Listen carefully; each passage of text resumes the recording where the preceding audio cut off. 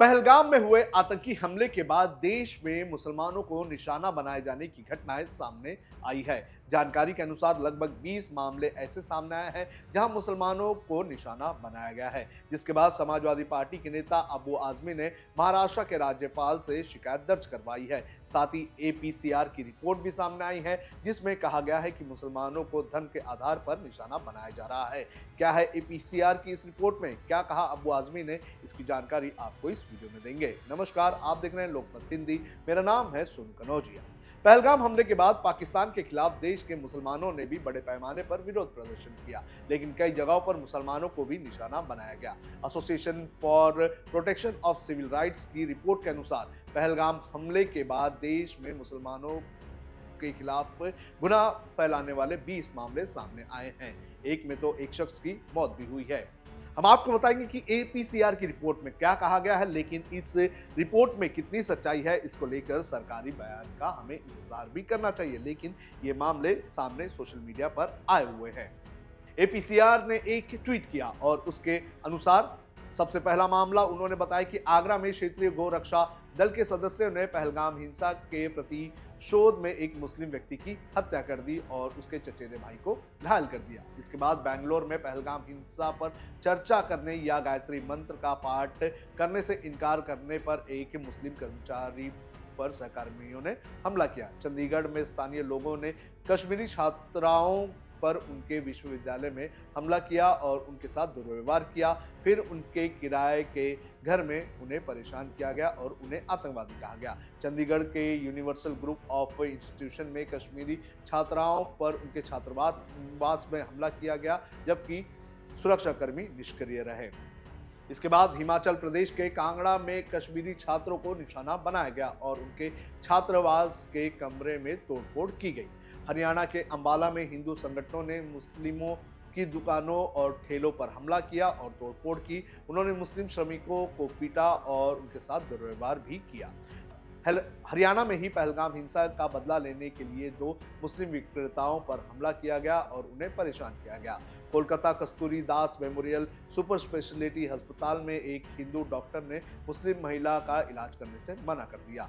UP के हाथरस में पहलगाम हिंसा के प्रतिशोध में मंदिर के काम कर रहे 2 मुस्लिम कारीगरों को कथित तौर पर निकाल दिया गया। मध्य प्रदेश के डोडा भद्रवाहा में एक हिंदुत्व नेता ने सरकार से पहलगाम हिंसा के प्रतिशोध में कश्मीर के खिलाफ फिलिस्तीन में इजराइल की कार्रवाई दोहराने की मांग की। केरल के कासरगोड में पहलगाम हिंसा के बारे में संघ परिवार पर आरोप लगाने के लिए इंडियन यूनियन मुस्लिम लीग के एक राजनेता पर मामला दर्ज किया गया। आसाम में पहलगाम हमले को सरकारी साजिश बताने के लिए एक मुस्लिम विधायक को गिरफ्तार किया गया।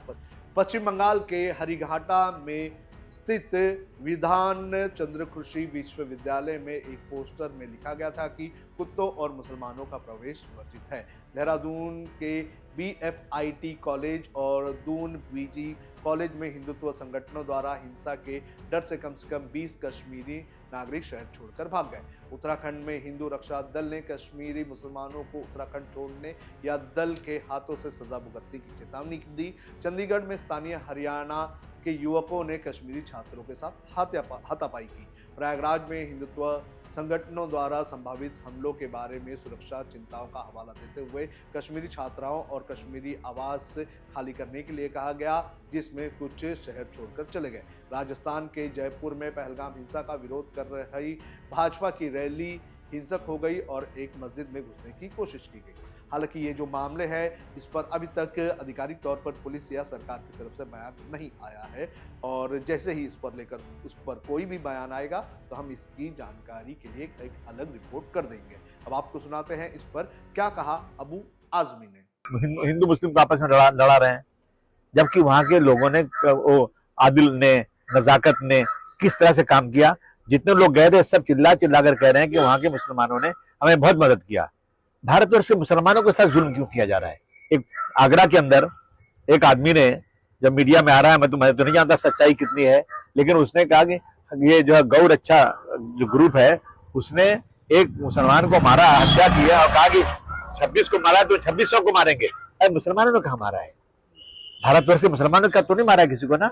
और अगर किसी ने मारा भी तो उसको मारो ना, हमें क्यों परेशान किया? कल दादर के अंदर बाहर दुकान वालों को गिरा गिरा के मारा गया बुरी तरह से, यहाँ काम नहीं करने देंगे। देश के कोने कोने में कई जगह पे इस तरह की वारदातें हो रही हैं।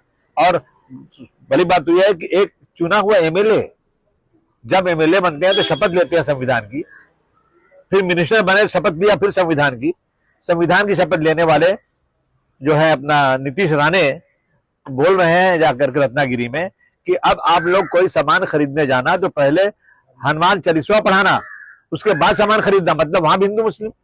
तो जहां एक तरफ पहलगाम हमले के बाद कई सारे मुस्लिम संगठनों ने पाकिस्तान के खिलाफ विरोध प्रदर्शन किया, लेकिन वहीं दूसरी तरफ ऐसी भी तस्वीरें आने लगी हैं जहां पर मुसलमानों को ही भारत में निशाना बनाया जा रहा है। बहरहाल देखना जरूरी है कि ये जो दावे एपीसीआर की रिपोर्ट में किए गए हैं, इन दावों में कितनी सच्चाई है। क्या मुसलमान होने या फिर पहलगाम आतंकी हमले के बाद मुसलमानों और कश्मीरी छात्रों को निशाना बनाया जा रहा है। जहां एक तरफ पहलगाम हमले के बाद बड़े पैमाने पर मुसलमानों ने पाकिस्तान के खिलाफ विरोध प्रदर्शन किया, तो वहीं दूसरी तरफ मुसलमानों पर कथित तौर पर हमला करने या फिर उन्हें इस हमले के बाद कहीं ना कहीं कथित तौर पर जिम्मेदार ठहराने का दावा जो है वो एपीसीआर की रिपोर्ट में किया गया है। बहरहाल देखना जरूरी है कि एपीसीआर की इस रिपोर्ट में कितनी सच्चाई है और सरकार इस पर क्या कहती है। आपको क्या लगता है कि क्या इसमें सच्चाई है? साथ ही साथ हम आपसे ये भी अपील करेंगे कि धर्म के आधार पर किसी को भी निशाना नहीं बनाया जाना चाहिए और जो आतंकी हमला हुआ है उस आतंकी हमले में जो भी शामिल हैं उन सभी लोगों को उनके अंजाम तक पहुंचाने की जरूरत है। और साथ ही साथ पाकिस्तान जिस तरह से भारत में आतंकवाद फैला रहा है उसको उसी की जमीन पर जाकर कड़ा जवाब देने की बेहद ज्यादा जरूरत है।